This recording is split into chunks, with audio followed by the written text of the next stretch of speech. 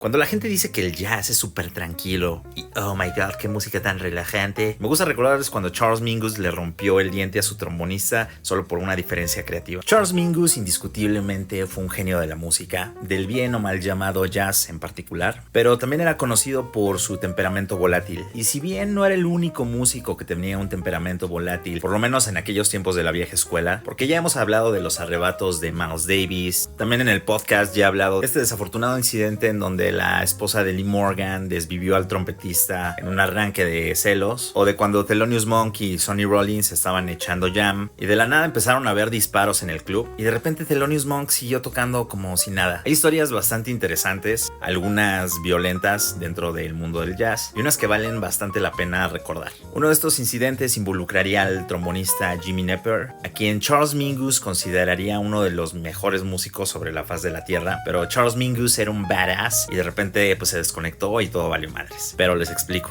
Knepper era un miembro fundamental de la banda de Charles Mingus. Sin embargo, durante un ensayo en el departamento de Charles Mingus, justamente se preparaban para un concierto en el Town Hall en Nueva York, empezó una discusión sobre la partitura Epitaph. Y según esto, Mingus se frustró con Knepper, tal vez por el tempo, tal vez porque Mingus no andaba de buenas ese día, por alguna diferencia creativa. Entonces Mingus golpea a Knepper en la boca y le rompió un diente. No es necesario decir que para un trombonista pues esto es bastante malo porque arruina tu embocadura. Entonces Knepper pierde la capacidad de tocar en su registro superior del trombón durante aproximadamente casi 2 años. Como esa historia famosa de cuando Chet Baker le debía dinero a los dealers y entonces los dealers le rompieron la boca y le rompieron los dientes y eso arruinó su embocadura y terminó trabajando en una gasolinera y todo el mundo ya se sabe esa historia. Y si no, pues después se las cuento por aquí. No more jazz, motherfucker. No hace falta decir que ese fue el final de la relación laboral entre Knepper y Charles Mingus y que Knepper presentó una demanda en contra de Charles Mingus, así que todo esto se llevó directo a los tribunales. En respuesta a esto y por la frustración, supuestamente Charles Mingus le envió un paquete con heroína a la casa de Knepper y después llamó a la policía. Ahí nunca se supo cómo pasaron las cosas porque